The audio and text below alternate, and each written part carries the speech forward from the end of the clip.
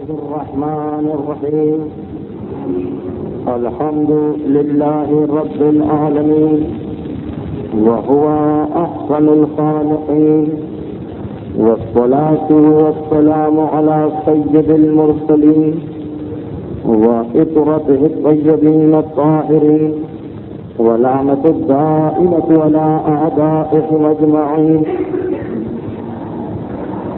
آج اسلام اور مسلمانوں کے ایک اور موسم کا تذکرہ ہونے والا ہے. حالات علماء میں جو موسمان اسلام کے سلسلے کا ایک عنوان ہے، اس سے قبل محمد ابن یعقوب کلینی علیہ الرحمہ، شیخ صدوق علیہ الرحمہ، شیخ صوفی علیہ الرحمہ، سید مرتضی علیہ الرحمہ، علامہ حلمی، ان کے والد، ان کے ماموں اور ان کے صاحبزادے علیہم الرحمہ، اور شہید اول علیہ الرحمہ کا تذکرہ ہو چکا ہے. اور آج شہید ثانی کا ذکر کیا جائے گا. شہید ثانی جیسا کہ نام ہی سے ظاہر ہے، ہماری تاریخ کے جو نامور اور ممتاز شہداء ہیں، ان میں تاریخ کے اعتبار سے دوسرے مقام پر آتے ہیں. ثانی عربی کا لفظ ہے، جس کا مطلب ہے دوسرا یا دوسرے. یوں تو اہل ایمان نے، علماء کرام نے، اصحاب رسول و ائمہ نے بے شمار قربانیاں دی ہیں دین حق کے خاطر، لیکن علماء متاخرین میں سب سے پہلے جو عالم شہید ہوئے، شیخ جمال الدین مکی، کیونکہ وہ علماء متاخرین میں پہلے عالم ہیں، اس لیے انہیں شہید اول کہا گیا. یہ بات ذہن میں رہے کہ ہمارے علماء کے سلسلے کو 4 حصوں میں تقسیم کیا گیا ہے. وہ سارے علماء جو امام کے زمانے میں تھے، انہیں لفظ عالم نہیں کہا جاتا، لفظ عالم سے یاد نہیں کیا جاتا، بلکہ وہ اصحاب کہلاتے ہیں.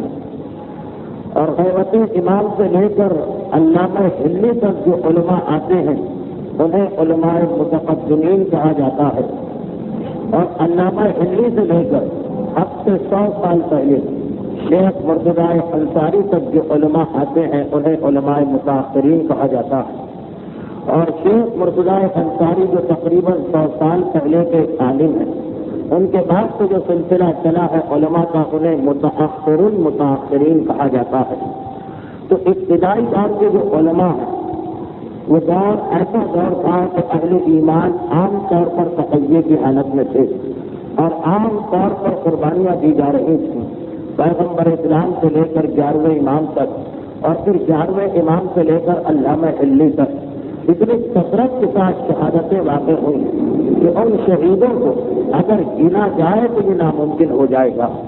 چنانچہ اس دور کے شہداء کا مقام یا مرتبہ کم نہیں، لیکن قربانیاں اتنی زیادہ ہوئی تھیں کہ ان کا گننا بہت مشکل ہے.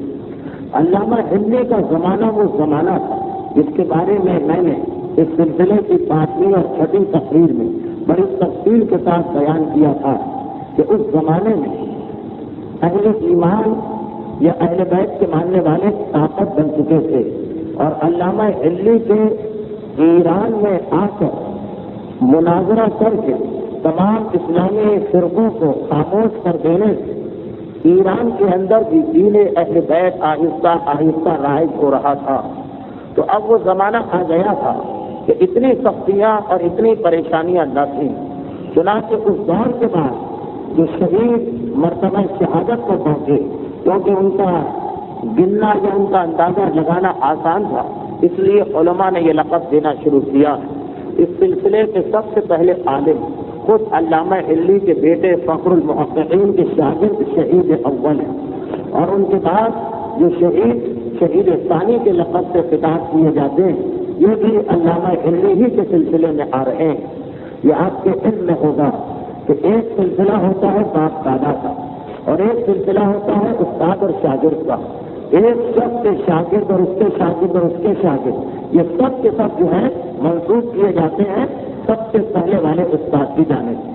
تو شہید اکبر کا تعلق بھی علامہ علی کے مکتب سے تھا، تو وہ علامہ علی کے فرزند فخر المحققین کے شاگرد تھے، اور شہید ثانی کا تعلیمی تعلق بھی علامہ علی کے خاندان سے تھا۔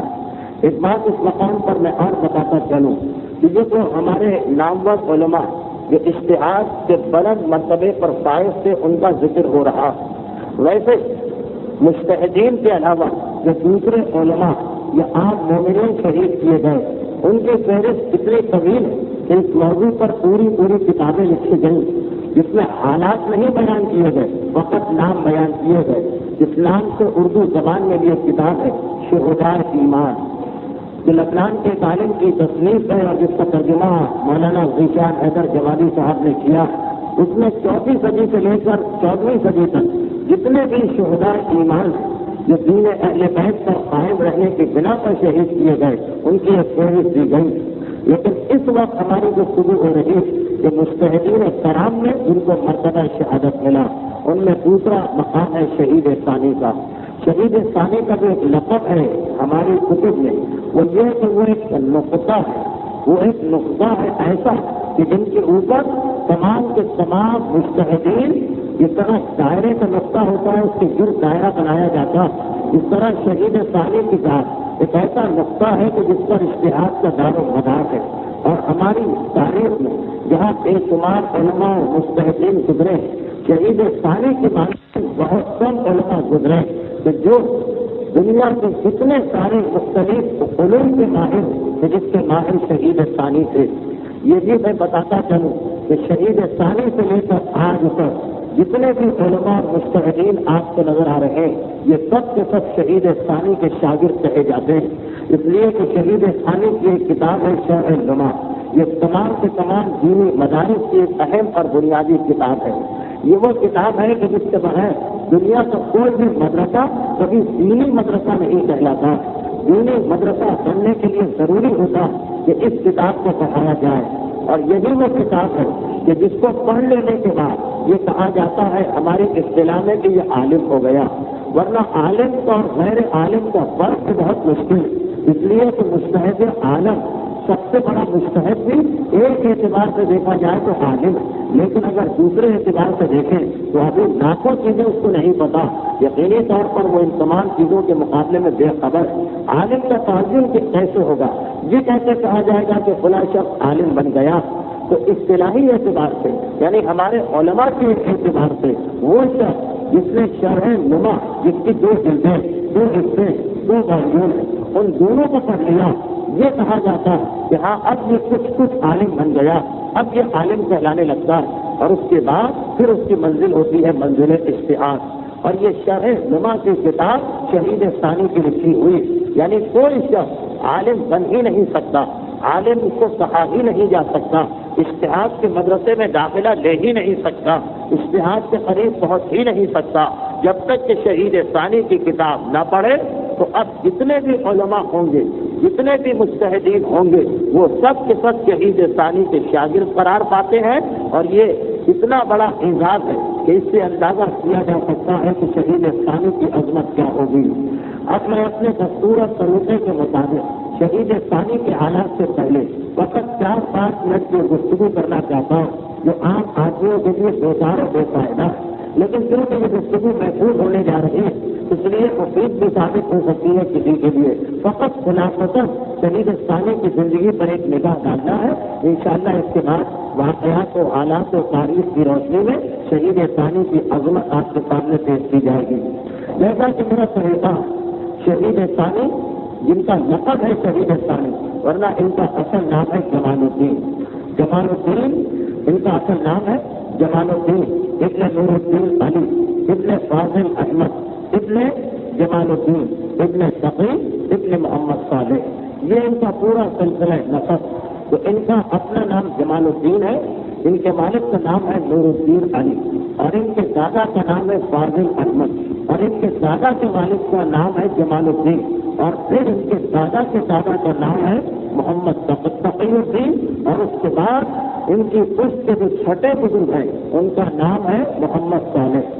یہ ان کی پشت کے جو چھٹے بزرگ ہیں یہ علامہ ہلی کے شاگرد تھے، علامہ ہلی کے شاگردوں میں تھے۔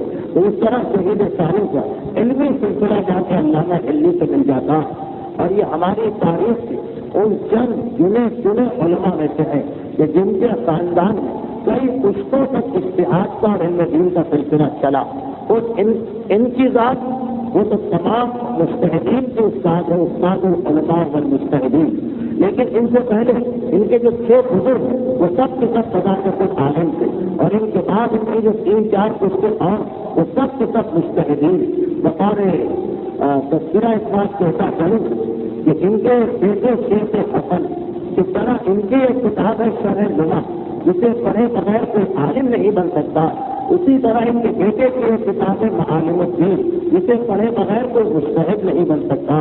شرح لغہ کتاب فقہ کی ہے، معالم الدین اصول فقہ کی ہے، فتویٰ دینے کا طریقہ، وہ اتنی بنیادی کتاب ہے کہ اسے پڑھے بغیر کوئی مجتہد نہیں بن سکتا۔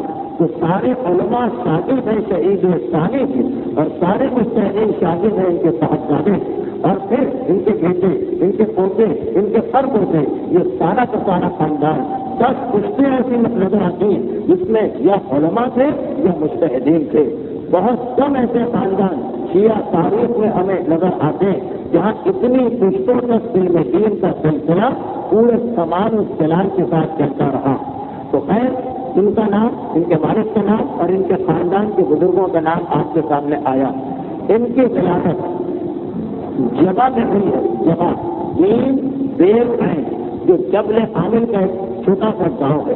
جبل عامل جنوبی لبنان کا ایک علاقہ ہے جس کے بارے میں شہید اول کی گفتگو میں نے تفصیل کے ساتھ بتایا تھا، جو عجیب بابرکت علاقہ، اتنی کثرت سے مجتہدین اور علماء یہاں پہ پیدا ہوئے کہ پوری تاریخ اسلام میں، فقط تاریخ شیعہ نہیں، پوری تاریخ اسلام میں کوئی ایک علاقہ ہمیں ایسا نہیں ملتا جہاں اتنے سارے علماء پیدا ہوئے ہوں، جس کی تفصیل میں نے بتا دی تھی اس سے قبل کی جو 7ویں تقریب کی شہید اول کے سلسلے میں۔ تو اب یہ جبل عامل کے عالم جنوبی لبنان کے، ان کی ولادت 13 شوال سن 911 ہجری میں ہوئی۔ 13 شوال سن 911 ہجری میں ان کی ولادت ہوئی، اور ان کی وفات کا سن ہے 966 یا 965 ہجری۔ اختلاف ہے مورخین کہ ان کی وفات 966 یا 965 ہجری میں ہوئی تھی۔ رجب کا مہینہ تھا، جمعے کا دن تھا، چنانچہ ان کی عمر مبارک 55 یا 56 سال قرار پاتی، 965 یا 966، ان کی عمر تقریباً 55 سال کے قریب قرار پاتی ہے۔ شہید ثانی کے یہ تو مختصر سے حالات تھے۔ اب ان کی ولادت جبل عامل میں، شہادت کہاں ہے، ان کی قبر کہاں ہے، اس میں کچھ اختلاف ہے جس کی تفصیل آپ کے سامنے آ جائے گی۔ تو اتنے حالات آپ کے سامنے پہنچے، اب آئیے شہید ثانی کی عظمت اور اس کے حالات کو تفصیل کے ساتھ گفتگو کی جائے۔ شہید ثانی کے بارے میں جیسا کہ ابھی میں نے عرض کیا کہ 13 شوال سن 911 ہجری کو جبل عامل کے گاؤں جبا میں شیخ نور الدین علی کے گھر میں ان کی پیدائش ہوتی ہے، کیونکہ ماحول بچپنے ہی سے علمی ماحول تھا، ابتدائی سے علم دین کا رواج تھا، کئی پشتے علم دین میں گزر گئی تھی، اس لیے شہید ثانی کو ابتدائی سے علم دین کی جانب رغبت تھی اور شوق تھا۔ ان کے والد ان سے بے انتہا محبت کیا کرتے تھے، اور روایات میں یعنی خود شہید ثانی کی زبان سے یہ فقرہ ملتا کہ میرے والد مجھ سے بے انتہا محبت کرتے تھے، نہ خود مجھے کبھی مارا اور نہ کسی اور کو اس بات کی اجازت دیتے تھے۔ یہاں تک کہ جب شہید ثانی نے قرآن ختم کیا 9 سال کی عمر میں، آج کل کی عمر کے حساب سے اس زمانے کے معیار کو نہ دیکھیں بلکہ یہ 400 سال 350 سال پرانے واقعات، اس زمانے میں جو حساب کتاب تھا، اس زمانے میں جس انداز سے بچے تعلیم حاصل کرتے اسے ذہن میں رکھ کے سنے۔ 9 سال کی عمر میں شہید ثانی نے قرآن ختم کیا، جس کے بعد ان کے والد نے انہیں دینی مدرسے میں داخل کیا۔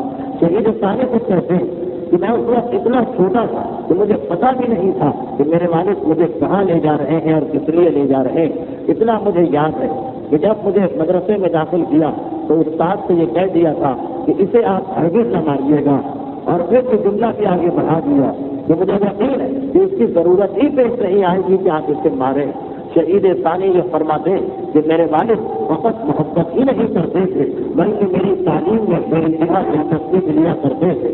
چنانچہ جب میں نے عربی کی تعلیم کی پہلی کتاب ختم کی تو ایک مرتبہ مجھ سے ایک سوال کیا سیغے کا اور وعدہ کیا کہ اگر سوال کا صحیح جواب دو گے تو تمہیں بھاری انعام دیا جائے گا، اور اس انداز سے محبت اور ساتھ ساتھ انعام کا شوق دلاتے ہوئے شہید ثانی کی تعلیم کا سلسلہ جاری ہے، یہاں تک کہ یہ 14 سال کی عمر کو پہنچتے ہیں اور 925 ہجری کا سن آتا ہے۔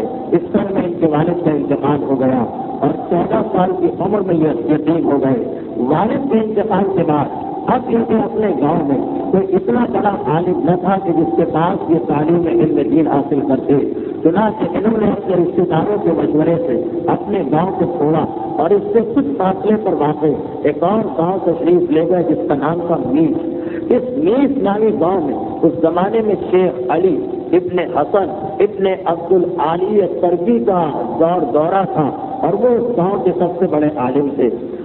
ان کے پاس شہید ثانی نے 8 سال تک تعلیم حاصل کی اور 925 سے 933 ہجری تک ان کے شاگرد رہے، اور نہ صرف یہ کہ ان کی شاگردی اختیار کی بلکہ ان کے عزیز ترین اور محبوب ترین شاگرد بن گئے۔ شہید ثانی کے رشتے دار دمشق میں رہتے ہیں، ان کا نام بھی زین الدین ہے۔ وہ خود ایک واقعہ نقل کرتے ہیں شہید ثانی کے بارے میں۔ وہ کہتے ہیں کہ ایک رات کو میں سویا تو میں نے خواب کے اندر دیکھا کہ بہت سارے آدمی پیاسے بیٹھے ہوئے ہیں، اتنے میں ایک آدمی ٹھنڈے پانی کا کوزہ لے کے آیا، سب پیاسے چاروں طرف سے جمع ہو گئے اس کے بیچ، لیکن اس نے سب کو نظر انداز کرنا شروع کیا اور آگے بڑھتے بڑھتے میں نے یہ منظر دیکھا کہ وہ میرے بھائی، رشتے کے بھائی ہیں شہید ثانی، وہ میرے بھائی کے پاس پہنچا اور یہ پانی کا کوزہ ان کے ہونٹوں سے لگا دیا۔ انہوں نے تھوڑا پانی پیا لیکن اس شخص نے پانی کا کوزہ نہیں ہٹایا جب تک کہ سارا پانی ان کو نہ پلا دیا۔ پانی پلا کے چلا، خواب دیکھ رہے۔ میں نے خواب کی حالت میں کسی سے پوچھا کہ یہ کون بزرگ ہیں، تو جواب دیا انہیں نہیں پہچانتے، یہ علی ابن عبد العالی ترکی ہے۔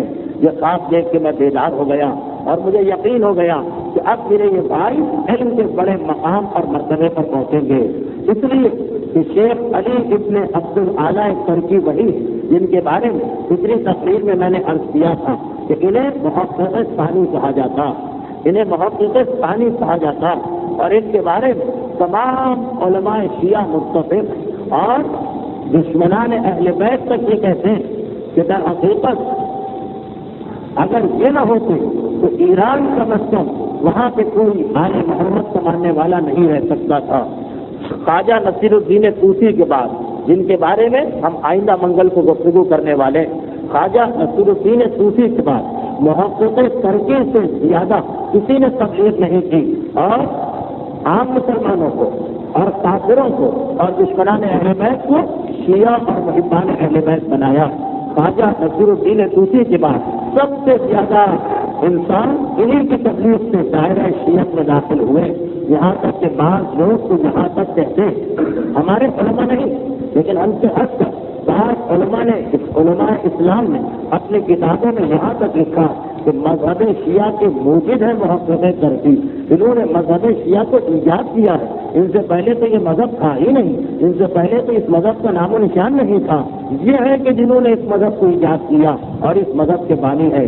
اندازہ کریں کہ کتنے علوم ان کی ذات سے جاری ہوئے، کتنی تبلیغ ان کی ذات سے ہوئی کہ اب لوگ کہتے ہیں کہ اس مذہب کے ایجاد کرنے والے یہی ہیں، کیونکہ انہی کی وجہ سے اتنی بڑی تعداد میں صاحبان ایمان نظر آنے لگے کہ اس کے بعد دنیا والوں کو احساس ہوا کہ یہ مذہب بھی کوئی مذہب ہے، کہ جیسے اگرچہ یہ مثال تو صحیح نہیں ہے، حالات و واقعات الگ ہیں، لیکن جیسے آج آیت اللہ خمینی کا یہ انقلاب، شیعت پہلے بھی ساری دنیا میں تھی لیکن اس کے بعد آج اندازہ ہو رہا ہے دنیا کے ان لوگوں کو جنہوں نے اسلام کا نام بھی نہیں سنا تھا کہ یہ بھی کوئی مذہب ہے، یہ بھی کوئی دین ہے، یہ بھی کوئی مکتب فکر ہے۔ تو اتنا ہی ایسا ہی کارنامہ محقق ترکی نے اپنے زمانے میں کیا تھا، تو لوگ جل بھن کے کہتے ہیں کہ یہ موجود ہے، ایجاد کرنے والے بنانے والے ہیں اس مذہب کو۔ ہمارے علماء بھی بہرحال یہ لکھتے ہیں کہ نویں صدی کے مجدد محقق کرکی ہیں اور انہی کے شاگرد ہیں یہ شہید ثانی۔ محقق کرکی کے علوم و فضل کا تو بیان کرنا اس وقت بہت ہی مشکل ہے، لیکن اتنا میں بتاتا چلوں کہ ان کا جو اصل کارنامہ ہے، ان کا اصل کارنامہ اور محبان اہل بیت کا طریقہ، یہ دو باتیں آپ کے سامنے آ جائیں۔ یہ تو آپ کے علم میں ہوگا کہ علامہ ہلی نے ایران میں آ کر مذہب اہل بیت کو پیش کیا، مذہب اہل بیت کو سامنے کیا، لیکن پھر بھی ایران میں اور خصوصاً ایران کے شہر اصفہان میں اتنے متعصب دشمن اہل بیت رہتے تھے کہ یہ اصفہان وہ شہر تھا جس کے بارے میں کہا جاتا کہ جب مختلف اسلامی شہروں میں وہ رسم ختم ہو گئی تھی علی اور اولاد علی کو برا بھلا کہنے کی، تو اصفہان وہ شہر تھا کہ سب سے آخر تک یہاں یہ رواج رہا تھا کہ اہل بیت اطہار کا نام لے کر انہیں برا بھلا کہا جاتا تھا۔ لیکن اسی زمانے میں ایک شخص جس کا نام اسماعیل تھا اور وہ ایران کے ایک دور دراز کے علاقے کا رہنے والا تھا، شیخ صفی الدین ایک بہت ہی مقدس بزرگ ہیں، ان کی نسل میں تھے شیخ اسماعیل۔ انہوں نے تھوڑی فوج جمع کر کے طاقت حاصل کر کے رفتہ رفتہ قبضہ کرنا شروع کیا ایران پر، یہاں تک کہ پورے ایران پر ان کی حکومت قائم ہو گئی اور ان کا نام اسماعیل صفوی قرار پایا۔ ان کے دور سے لے کر قاجار خاندان تک صفوی خاندان نے 600-700 سال تک ایران پر حکومت کی۔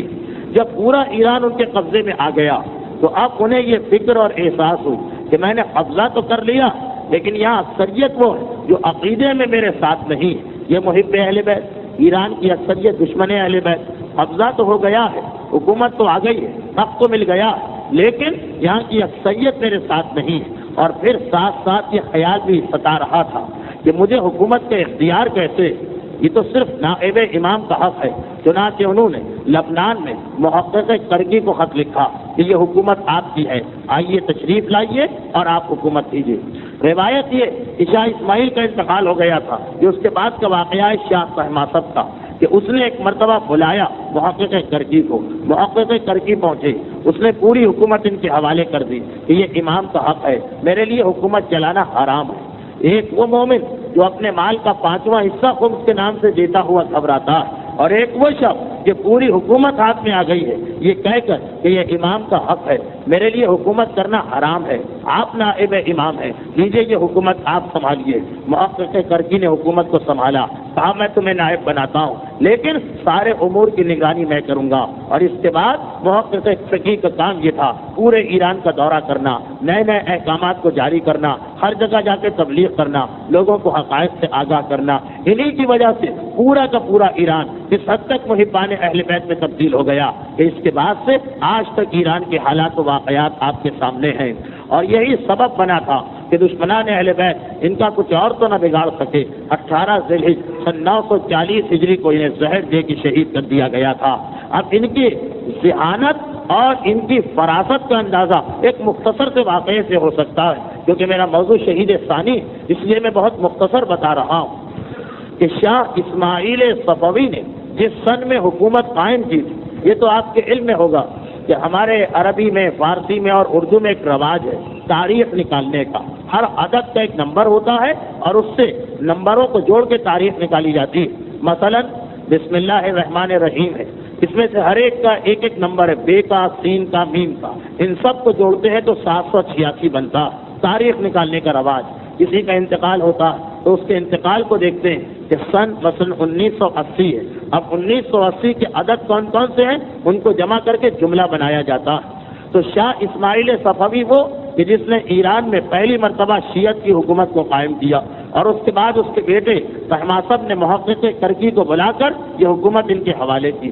تو ایک مرتبہ شاہ کے دربار میں روم کا سفیر بھی بیٹھا تھا اور اسے کسی نے کچھ بتا دیا، یہ روم سے مراد عیسائیوں والا روم نہیں، روم سے مراد ہے ترکی، جہاں خلافت عثمانیہ تھی، وہاں کے سفیر بیٹھا تھا۔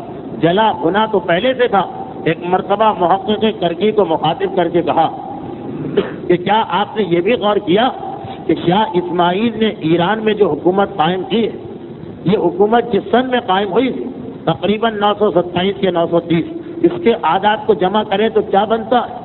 شیخ نے، محقق نے کہا کہ بتاؤ کیا بنتا ہے؟ کہا اس کے اعداد کو جمع کریں تو بنتا ہے مذہب ناحق۔ وہ مذہب جو ناحق ہے، وہ مذہب جو غلط ہے، مذہب بنا نہ بنا حق بنا، وہ مذہب جو ناحق ہے۔ اب ایک مرتبہ یہ عادات تواریخ ان کی کوئی حیثیت نہیں، کوئی بھی عقل مند ان کی جانب توجہ نہیں دے گا، لیکن شیخ کی فراست کو دیکھیں۔ ایک مرتبہ فوراً کہا، ان کے جواب سے پہلے میں آپ کو بتا دوں کہ عربی زبان میں لفظ نا جو ہے اس کے معنی ہوتے ہیں ہم، اس کے معنی ہوتے ہیں ہم، جیسے انا آتینا ہم نے عطا کیا ہے، نا مانے ہم، خلقنا ہم نے پیدا کیا ہے، انا انزلنا ہم نے نازل کیا ہے، نا کے معنی عربی میں ہے ہم۔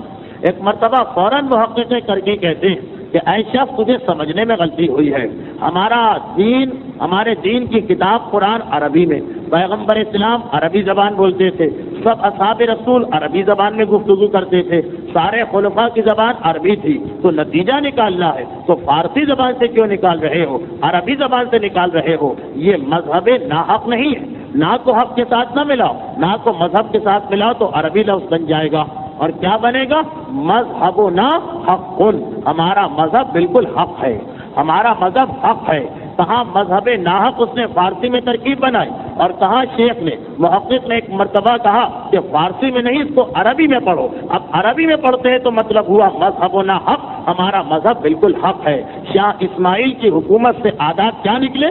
جس دن اس نے حکومت قائم کی اس کے عادات سے نکلا مذہبنا حق، ہمارا مذہب حق ہے۔ تو یہ ہے محقق کرکی، اور ان کے بارے میں ابھی آپ نے سنا کہ اپنے سارے علوم ایک پانی کے کوزے کی صورت میں شہید ثانی کو پلایا، اور شہید ثانی ان کے عزیز ترین شاگرد بنے۔ بہرحال ایک بات آ گئی تو ایک جملہ کہتا چلوں، محقق کرکی ہمارے نہ صرف یہ کہ تبلیغ کی بات بلکہ اجتہاد کے اعتبار سے بھی انتہائی عظیم مجتہدوں میں ان کا شمار ہوتا، لیکن پھر بھی کہتے ہیں کہ میں ساری زندگی فتوے دیتا رہا، کتابیں لکھتا رہا، شاگردوں کو پڑھاتا رہا، دو مسئلے کبھی میری سمجھ میں نہیں آئے، ایک حج کا ایک حیض کا، لیکن پھر میں نے حج کر لیا تو حج کا مسئلہ بھی حل ہو گیا، لیکن حیض کا مسئلہ کبھی میری سمجھ میں نہیں آیا، اس لیے کہ نہ کبھی مجھے حیض آیا ہے اور نہ ہی میں اس کے مسائل کو سمجھنے کی صلاحیت رکھ سکتا ہوں۔ تو خیر یہ تو محقق کرکی کا ایک دعویٰ، ایک اعتراف ہے جو ان کی کتابوں میں موجود ہے، لیکن اپنا سارا علم شہید ثانی کو دیا۔ 933 ہجری، شہید ثانی کی عمر 22 سال ہے، 8 سال تک علوم کو حاصل کیا۔ محقق کرکی کو ایران سے دعوت نامہ آ گیا، آپ نائب امام ہیں، حکومت آپ کا حق ہے، آپ اس حکومت کو لیجئے۔ محقق کرکی کے لیے اب جانا ضروری ہو گیا ایران، شہید ثانی ان کے ساتھ نہ جا سکے، اس لیے کہ ابھی علوم کو حاصل کرنا تھا۔ محقق کرکی تو چلے گئے ایران، شہید ثانی نے اب اپنے وطن کو بدلا، نیس میں تھے، اب نیس سے ہجرت کر کے کرک میں آ گئے، جہاں پر ان کے خالو ایک مدرسہ قائم کیا تھا ان کے خالو نے، اور علم دین کی تعلیم دیا کرتے تھے۔ اپنے خالو کے پاس شہید ثانی نے ایک عرصہ گزارا، اور وہیں پر ان کی شادی ہو گئی اپنے خالہ کی لڑکی سے، جو ان کی پہلی بیوی قرار پائیں۔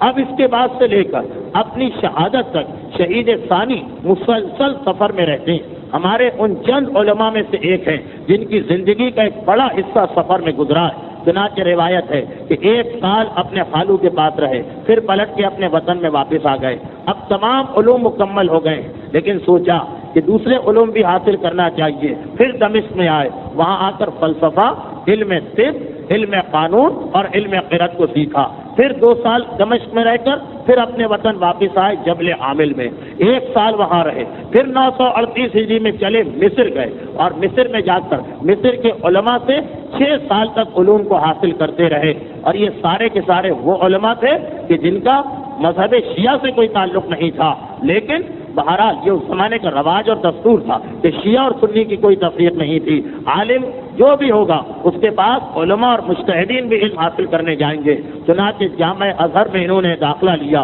اور 16 انتہائی ممتاز عام علماء کے پاس علم حاصل کیا، جس طرح شہید اول اور علامہ ہلی کے واقعات میں آپ نے سنا۔ اس کے بعد مصر سے واپسی پر حج بیت اللہ کو انجام دیا اور واپس اپنے وطن میں آئے۔ یہ 944 ہجری کا واقعہ۔ اب خود شہید ثانی کا ایک فقرہ ہماری کتابوں میں کہ اس سن میں میں مجتہد بن گیا تھا۔ 33 سال کی عمر میں اجتہاد اتنی آسان بات نہیں ہے۔ شہید ثانی جیسا جینیت، شہید ثانی جیسا نابغہ، شہید ثانی جیسا بڑا عالم 33 سال کی عمر میں جا کے اجتہاد کے مقام پر پہنچا۔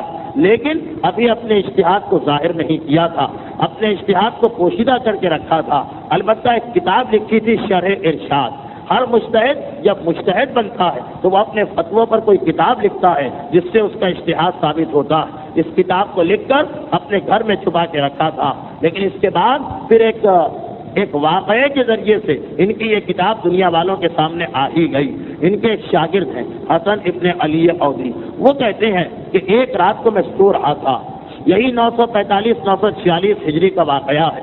ایک رات کو میں سو رہا تھا، خواب کی حالت میں نے دیکھا کہ جیسے میں اپنے استاد محترم کے درس میں بیٹھا ہوں، میرے استاد ممبر پر تشریف لے گئے اور ممبر پر تشریف لے جانے کے بعد میرے استاد نے خطبہ دیا۔ اتنا اعلیٰ تھا وہ خطبہ کہ میرے استاد محترم خطبہ دیتے جا رہے ہیں اور پورا کا پورا مجھ کو یاد ہو گیا اور فوراً میری آنکھ کھل گئی۔ جب صبح کے وقت میں اپنے استاد محترم کی خدمت میں پہنچا تو میں نے کہا کہ آج رات کو میں نے ایک عجیب خواب دیکھا۔ میرے استاد محترم مجھ سے پوچھنے لگے، بتاؤ تم نے کیا خواب دیکھا؟ میں نے پورا رات کا خواب سنایا۔ یہ سن کے وہ مسکرائے، مسکرانے کے بعد کہا کہ شاید اب وہ وقت آ گیا کہ جس کے بعد میرے لیے اعلان کرنا ضروری ہو جائے۔ میں نے حیران ہو کر پوچھا کس چیز کا وقت؟ کہا تمہیں پتا ہے کہ یہ خطبہ تم نے جو سنا یہ کون سا خطبہ ہے؟ میں نے کہا نہیں۔ وہ فوراً گھر میں گئے، اپنی کتاب شرح ارشاد لے کے آئے اور کہا کہ دیکھو یہ وہ کتاب ہے جس میں میں نے اپنے فتوے درج کیے ہیں اور یہ میرے اجتہاد کا ثبوت ہے۔ اب تک میں نے اسے چھپا کے رکھا، لیکن ذرا کھول کر اس کا پہلا صفحہ پڑھو۔ یہ کہتے ہیں حسن ابن علی شاگرد شہید ثانی کہ جیسے ہی میں نے اس کتاب کو کھولا اور اس کا پہلا صفحہ دیکھا تو یہ پورا وہی خطبہ جو رات کو میں خواب میں سن چکا تھا، جو میں نے رات کو خواب میں سنا تھا۔ اب میں حیران و پریشان کہ یہ خواب کی حالت میں یہ خطبہ مجھے سنایا گیا اور یہ خطبہ میرے استاد کئی سال پہلے لکھ چکے ہیں۔ ایک مرتبہ میرے استاد محترم کہتے ہیں کہ شاید یہ ایک مرتبہ حکم آیا ہے خدا یا امام کی جانب سے کہ اب اس کتاب کو عام کیا جائے۔ چنانچہ اس کے بعد انہوں نے اس کتاب کو عام کیا۔ 4 سال گزرے، 948 ہجری کا سال آیا۔ شہید ثانی کی عمر 37 سال کی تھی جب ان کا اجتہاد تمام دنیا شیعت میں مشہور ہو گیا تھا اور لوگوں نے ان کی تقلید کرنا شروع کی تھی۔ 948 ہجری سے یہ مجتہد عالم بنے اور 966 ہجری اپنی شہادت تک ان کے پاس عالمیت اور مرجعیت کا عہدہ رہا۔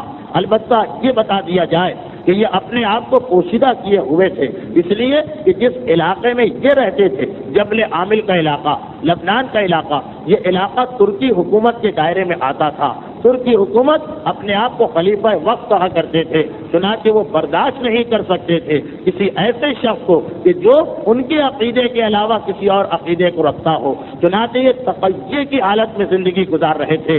صرف صاحبان ایمان کو معلوم تھا اور زمانے کے صاحبان ایمان راز کو چھپانے کے عادی تھے۔ 948 ہجری میں ان کا اجتہاد مشہور ہوا۔ 951 ہجری میں یہ ایک کام سے ایک سلسلے میں ان کو قسطنطنیہ جانا پڑا، جس کا آج کا نام ہے استنبول، جو اس زمانے کی خلافت کا کیپٹل تھا، دارالخلافہ تھا، دارالحکومت تھا۔ انہیں قسطنطنیہ جانا پڑا۔ اب ان کا قسطنطنیہ جانے کا سفر بھی بڑا دلچسپ ہے، بہت تفصیل ہے تاریخ میں، لیکن میں تو فقط اہم واقعات سنانا چاہتا ہوں۔ قسطنطنیہ جانے کے لیے یہ جبل عامل سے چلے اور شام کا ایک شہر ہے حلب، یہ پورے علاقے پر ترکی کی خلافت تھی۔ شام کا ایک شہر ہے حلب، وہاں پہ پہنچے۔ جب وہاں پہ پہنچے، وہاں پہ انہوں نے قیام کیا تو ان کو اطلاع ملی کہ یہاں سے قسطنطنیہ جانے کے 2 راستے ہیں۔ ایک وہ راستہ جس کو آپ کہہ سکتے ہیں ہائی وے، شارع عام، جس پر سارے کے سارے لوگ اسی راستے سے جاتے ہیں، اور ایک اور بہت گھومتا پھرتا ہوا راستہ جس پہ شاذ و نادر کوئی جایا کرتا ہے۔ یہ حلب کے اندر مقیم تھے، یہاں سے ان کو کسی قافلے میں شامل ہونا تھا۔ پرانے زمانے کا واقعہ ہے، راستے غیر محفوظ ہیں، چوری ڈاکہ لوٹ مار کا ہر وقت خطرہ، کوئی آدمی تنہا سفر کی ہمت نہیں کر سکتا ہے۔ چنانچہ انہیں کسی قافلے میں شامل ہونا تھا۔ اب انہوں نے ایک مرتبہ یہ دیکھا اور سنا کہ 2 قافلے بیک وقت یہاں سے جا رہے ہیں، ایک اس راستے سے کہ جس سے سب جایا کرتے ہیں اور ایک اس راستے سے کہ جس سے بہت کم لوگ جاتے ہیں۔ انہوں نے استخارہ کیا، اس راستے میں جانے کے خلاف استخارہ آیا جو عام راستہ تھا جس سے سب جاتے تھے، اور یہ استخارہ آیا کہ تم دوسرے قافلے کے ساتھ جاؤ۔ اب حیران تو ہوئے، لیکن استخارہ کر چکے تھے، استخارے پر عمل کرنا تھا، چنانچہ اس پہلے قافلے کو چھوڑ دیا۔ وہ پہلا قافلہ نکل گیا۔ اس کے کچھ دنوں کے بعد ان کو اطلاع ملی کہ دوسرا قافلہ والے نے اپنے جانے کا پروگرام منسوخ کر دیا، جائیں گے ضرور لیکن ملتوی کر دیا، ابھی کچھ اور تیاری کرنا ہے، کچھ اور لوگوں کا انتظار ہے۔ اب تو یہ پریشان ہوئے، وطن چھوڑ کے آ چکا ہوں، بیچ راستے میں رکا ہوا ہوں، اب کیا کیا جائے؟ چنانچہ کچھ ہی دنوں کے بعد اطلاع ملی کہ وہ جو بڑا راستہ ہے، ایک قافلہ اس سے جانے کے لیے اور تیار ہو رہا ہے۔ اب قسطنطنیہ یا استنبول دارالخلافہ ہر 10-15 دن کے بعد قافلے آتے ہیں اور وہاں جاتے ہیں۔ نئے راستے پر تو 24 گھنٹے آمد و رفت رہتی، پتہ چلا ایک قافلہ اور وہاں جا رہا ہے۔ اب جو سنا، ایک مرتبہ پھر انہوں نے استخارہ کرنا چاہا، قرآن کو کھولا، آیت نکلی، وَاصْبِرْ لِحُکْمِ رَبِّکَ، اپنے حکم کے رب پر صبر کر اور انتظار کر۔ اب جو یہ آیت نکلی تو واضح آیت تھی، سمجھ گئے کہ انتظار کا حکم ہے، اس قافلے کو بھی چھوڑ دیا اور انتظار کرنے لگے۔ اطلاع ملی کہ وہ جو دوسرا قافلہ ہے وہ اب تک نہیں جا رہا ہے۔ اتنے میں تیسرا قافلے کی اطلاع آئی کہ تیسرا قافلہ، دوسرے قافلے سے میری مراد پرانے راستے کا قافلہ، اطلاع آئی کہ نئے راستے پر ایک تیسرا قافلہ پھر جانے والا ہے اور وہ تیار ہو چکا ہے۔ اب جو سنا، ایک مرتبہ پھر کہا، پھر چاہا کہ جا تو رہا ہوں، استخارہ دیکھ لوں، استخارہ کھولا، پھر ایک مرتبہ قرآن کی آیت آئی کہ جس کا مفہوم یہ تھا کہ الذین ولوا دبرہ، اور آخر یہ تھا فقط باؤ بغضب اللہ، کہ ان لوگوں کے پیچھے پیچھے جو چلے گا وہ اللہ کے غضب کا خریدار ہو جائے گا، اس پر اللہ کا غضب نازل ہوگا۔ تیسرے قافلے کو بھی چھوڑ دیا۔ میں فقط یہ بتا رہا ہوں ہمارے علماء اعلام کی احتیاط اور ہمارے علماء اعلام کی سیرت و سنت۔ اب تیسرے قافلے کو بھی چھوڑ دیا، کچھ عرصہ اور گزرا، پتہ چلا وہ پرانا والا قافلہ تو اب تک تیار نہیں ہوا ہے، ایک چوتھا قافلہ اس راستے سے پھر گزرنے والا، ایک چوتھا قافلہ اس راستے سے پھر جانے والا ہے۔ پھر استخارہ دیکھا، اب استخارہ آیا، وَأَتْبِعْ مَا يُوحَىٰ إِلَيْكَ، اسی چیز کی پیروی کر جس کی وحی تجھے پہلے دی جا چکی ہے، وَاصْبِرْ، اور صبر کرنے والوں میں شامل ہو جا۔ اب چوتھے قافلے سے بھی نہیں گئے، استخارہ منع آ رہا ہے، پرانے زمانے کا سفر ہے، رہنا مشکل ہو رہا ہے، ایک قافلہ نکل جاتا ہے تو ایک مہینے 2 مہینے بعد کوئی قافلہ ہاتھ آتا ہے، ایسا تو نہیں کہ ہر دن ایک نہ ایک فلائٹ ہے، ایک قافلہ نکل جائے تو 2 مہینے اور رہنا پڑتا ہے۔ لیکن شہید ثانی تیار نہیں کہ بغیر استخارے کے عمل کرنے پر، یہاں تک کہ جب ایک مرتبہ بیٹھے بیٹھے دل میں خیال آیا، قافلوں پہ قافلے نکل رہے ہیں، مسلسل جا رہے ہیں، میں کب تک انتظار کرتا رہوں گا، یہ قافلہ جو پرانے راستے سے جا رہا یہ کب جائے گا؟ ایک مرتبہ اس کے خیال میں قرآن کو کھولا تو ایک یہ آیت سامنے آئی، اليوم کنتم ما توعدون، آج وہ دن ہے کہ جس دن تم سے کیا ہوا وعدہ پورا کیا جائے گا۔ اب جو یہ آیت آئی تو ایک مرتبہ پریشان ہو گئے، اس کا مطلب کیا ہے؟ اس قافلے کے جانے کے تو کوئی آثار نہیں، اور آیت یہ ہے کہ آج تم سے کیا ہوا وعدہ پورا کیا جائے گا۔ اسی پریشانی میں بیٹھے ہیں، دیکھا ایک آدمی ان کی تلاش میں آ رہا ہے، انہیں دیکھا، دور سے آواز دی، جلدی سے تیار ہو جائیے، قافلہ آج ہی روانہ ہونے والا ہے، ہم اسی وقت سفر کرنے والے ہیں۔ شہید ثانی نے ایک مرتبہ قرآن کو چوم کے رکھا، سامان سفر تیار کیا اور اس کے بعد اس قافلے کے ساتھ چلے۔ اب جب چلے تو راستے میں بے انتہا واقعات پیش آئے، جس سے شہید کو اندازہ ہو گیا کہ کیا مصلحت الہی تھی کہ ادھر استخارہ منع آ رہا ہے اور ادھر بار بار صبر کرنے کا حکم تھا۔ مثلا ایک یہی بات پتہ چلی کہ وہ جو راستہ ہے اس راستے میں جتنے گاؤں ہیں سب میں قحط پڑ چکا تھا، اور 4 اور 5 دن تک مسلسل سفر کے بعد بھی کھانے پینے کی چیزیں کہیں نہیں ملتی تھی، اور اس زمانے کا دستور یہ تھا کہ اس راستے پر جانے والے کھانے پینے کا سامان لے کے نہیں جاتے تھے کہ بھائی ہر 2 گھنٹے کے بعد راستے میں کوئی گاؤں آئے گا، ہر 1 گھنٹے کے بعد راستے میں کوئی دیہات آئے گا، راستے میں کھانا پینا خرید لیں گے، بلا وجہ سامان لے کے کیوں جائے۔ تو حالت یہ تھی کہ 5 دن لوگوں کو فاقے کرتے ہوئے جانا پڑا، اور پھر 5 دن کے بعد اگر کھانے کی کوئی چیز بھی ملی تو تاریخ کا فقرہ ہے کہ جو چیز یہاں پہ 10 درہم کی مل رہی تھی وہ چیز شہید ثانی کے راستے میں 1 درہم کی مل رہی تھی۔ اتنا فرق تھا قیمتوں میں، ایک تو مدت قصیر اور اس کے بعد قیمتیں۔ خیر، اس طرح سے سفر طے کرتے ہوئے شہید ثانی قسطنطنیہ میں داخل ہوئے، استنبول میں داخل ہوئے، اور وہاں داخل ہونے کے بعد اپنا جو کام تھا اسے انجام دیا۔ اس کام کو انجام دینے کے بعد جمادی الاول کا مہینہ آ گیا، جمادی الاولیٰ کا مہینہ آ گیا۔ شہید ثانی کو فکر تھی، جب گھر سے نکلے تھے تو بیوی کو حاملہ چھوڑ کے آئے تھے، اور اندازہ یہ تھا کہ جمادی الاولیٰ کے مہینے میں کسی وقت میرے گھر میں ولادت ہو سکتی ہے۔ خود یہ کہتے ہیں کہ ایک دن میں اپنے ساتھیوں کے ساتھ شہر استنبول سے باہر نکلا جہاں حضرت ابو ایوب انصاری کی قبر ہے اور سلطان محمد نے اس کے اوپر مزار بنوا دیا ہے. میں اس روضے میں داخل ہوا حضرت ابو ایوب انصاری کے اور زیارت کرنے کے بعد باہر آیا. ایک مرتبہ پتہ نہیں میرے دل میں کیا خیال پیدا ہوا, میں نے قرآن ساتھ میں تھا, کھول کے استخارہ دیکھنا چاہا کہ میرے گھر میں کیا گزری ہوگی. فوراً قرآن کی آیت آئی وَبَشَّرْنَاهُ بِغُلَامٍ حَلِيمٍ, ہم نے اسے ایک لڑکے کی بشارت دی ہے. شہید ثانی کہتے ہیں کہ فوراً اپنے ساتھیوں کو اطلاع دی کہ اس طرح کا استخارہ سامنے آیا ہے, دیکھو کیا ہونے والا ہے. چند دنوں کے بعد جب ایک نیا قافلہ اس علاقے سے آیا جہاں شہید ثانی کا گھر تھا تو پتہ چلا کہ واقعاً ان کے یہاں ایک ولادت ہوئی ہے اور ولادت بھی لڑکے کی ولادت ہوئی ہے. یہ شہید ثانی کی کرامتوں میں علماء اس کو شمار کرتے ہیں. اس انداز سے متواتر خدا کی تائید ہونا, اس انداز سے متواتر خدا کی ان کی مدد کرنا. خیر, اب یہ قسطن دنیا میں ہے. یہاں پہ رہنے کے بعد, اپنا کام کرنے کے بعد انہوں نے قاضی شہر سے ملاقات کی. دیکھا ایک عالم آدمی ہے اور علماء کی قدر کرنے والا آدمی ہے. چنانچہ فوراً انہوں نے اس سے ایک مسئلے پر بحث ہو گئی. کہا میں 18 دن کے بعد تمہیں جواب دوں گا, اور 18 دن کے اندر اندر اس مسئلے پر ایک پوری کتاب لکھی اور لے جا کر اس قاضی کے سامنے پیش کی. اس نے دیکھا, ایک مرتبہ حیران ہو گیا, 18 دن کے اندر ایک پوری کتاب لکھنا ایک ایسے مسئلے پر کہ جس پر گفتگو ہی فقط 18 دن پہلے ہوئی تھی, جبکہ انہیں پتا ہے کہ یہ آدمی سفر میں ہے, اس کے پاس کوئی کتاب نہیں ہے, اس کے پاس کوئی لائبریری نہیں ہے, سفر میں ہے. قاضی شہر حیران ہو گیا. شہید ثانی کی کرامتوں میں ایک یہ کرامت بھی لکھی جاتی کہ آپ کے علم میں تو ہوگا یا سنا ہوگا کہ پرانے زمانے میں وہ قلم آتے تھے کہ جس میں سیاہی بھری نہیں جا سکتی تھی, بلکہ سیاہی کی دبات میں, سیاہی کی شیشی میں قلم کو ڈبویا جاتا تھا اور اس کے بعد قلم پر جو روشنائی لگ جائے اس کی مدد سے لکھا جاتا تھا. تو اب کتنی سی روشنائی لگتی تھی, 2 سطر 3 سطر 4 سطر کے بعد روشنائی سوکھ جاتی تھی, دوبارہ اسے ڈالنا پڑتا تھا. شہید ثانی کا یہ معجزہ, اگرچہ معجزہ فقط معصوم کے فعل کو کہتے اس لیے اسے کرامت کہا گیا.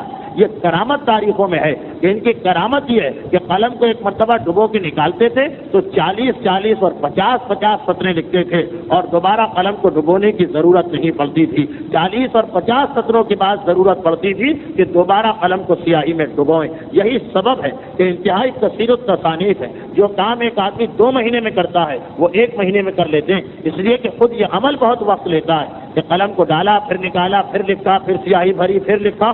تو خیر 18 دن میں یہ ایک مرتبہ کتاب تیار کی اور اس کتاب کو تیار کرنے کے بعد قاضی شہر کے حوالے کیا. وہ بہت حیران, وہ بہت پریشان. اس نے فوراً جا کر سلطان کو, جس کا نام سلیم تھا, سلطان سلیم جو خلیفہ کہتا ہے اپنے آپ کو, اسے اطلاع دی کہ اتنا عالم و قابل و فاضل ہمارے شہر میں آیا ہے.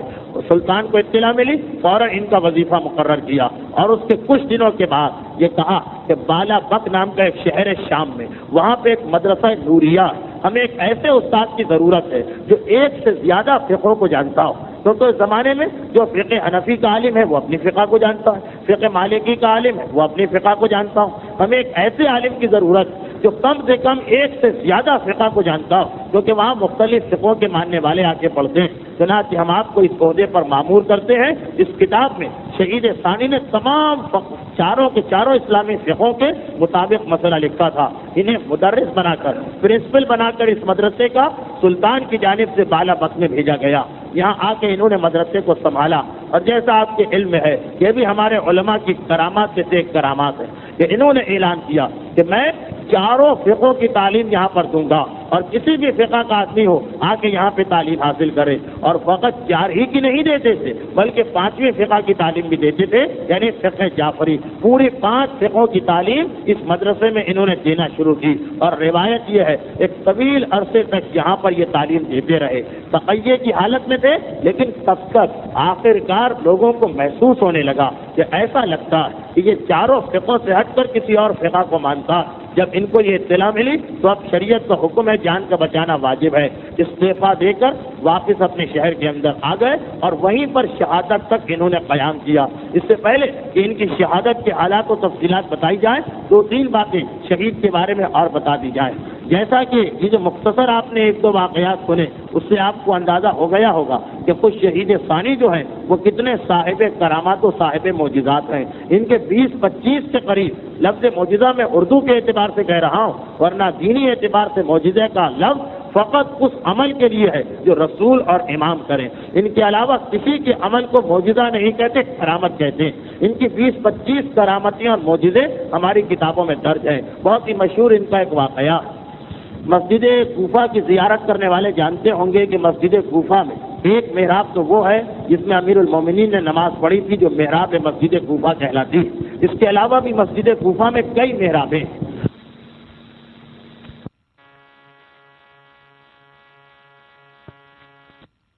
جیسا اور یہ وہ محراب ہے کہ جس میں تمام علماء اور مجتہدین آ کے نماز پڑھا کرتے ہیں.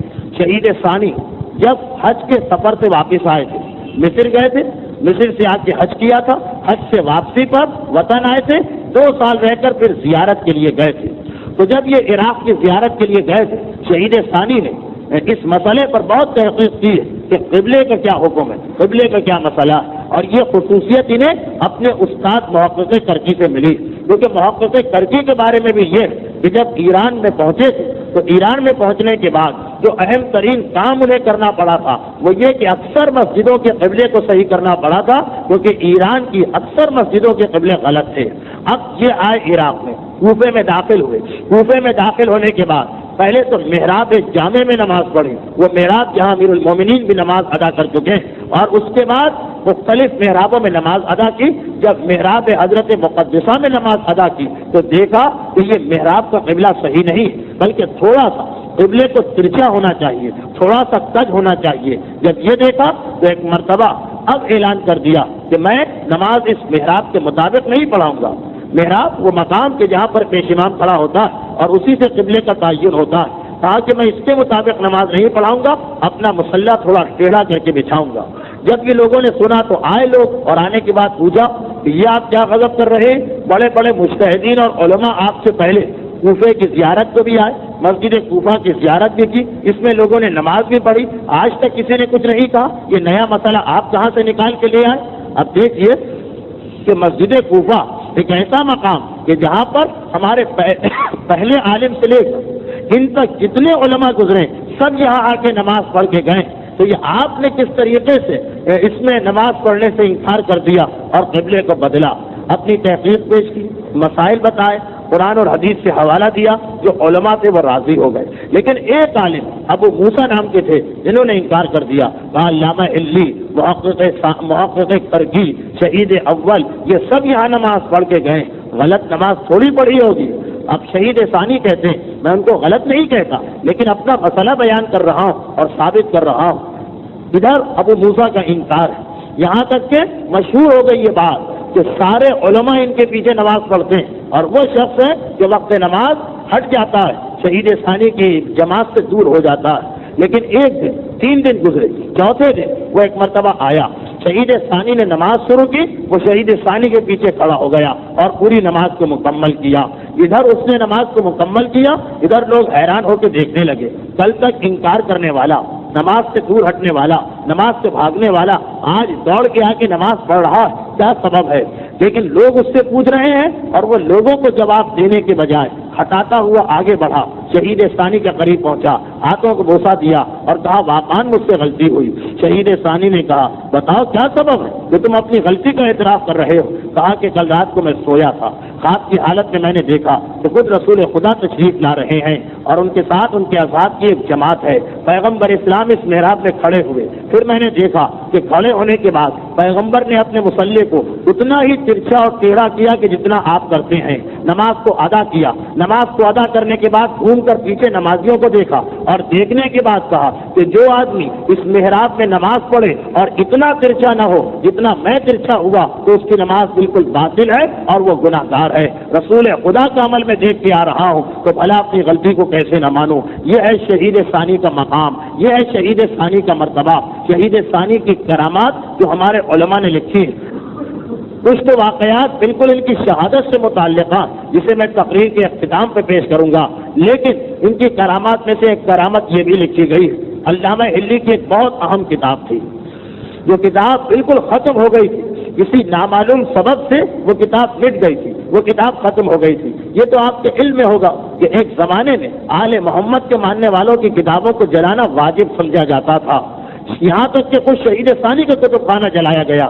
2000 کتابیں شہید ثانی نے لکھی، لیکن فقط 100 کتابیں بچی، 1900 کتابیں ان کی جلا کے راکھ کر دی گئیں، جو ان کی اپنے قلم کی لکھی ہوئی کتابیں۔ تو یہ ایک عام بات تھی۔ علامہ حلی کی کتاب ایک خاص کتاب تھی، یہ آپ کے علم میں ہوگا۔ علامہ حلی نے امامت کے اور مناظرے کے مسئلے پر بھی بے انتہا کتابیں لکھی۔ ان کی ایک ہی کتاب کا نام ہے الفین، امیر المومنین کی امامت کے لیے 2000 دلیلیں قرآن و حدیث سے، بڑی مارکۃ الآراء اور نایاب کتاب ہے۔ تو خیر یہ اس کتاب کا ذکر نہیں، ان کی کوئی اور کتاب تھی، وہ غائب ہو گئی، ختم کر دی گئی، جلا دی گئی، یا پتہ نہیں کیا ہوا۔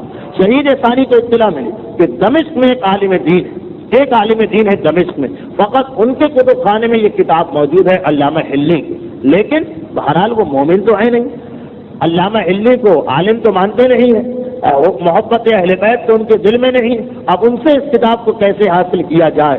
وہ اس طرح آسانی سے تو کسی کو نہیں دیں گے۔ شہید ثانی ایک مرتبہ دمشق کی جانب چلے تاکہ ان سے ملاقات کر کے اس کتاب کو لیا جائے۔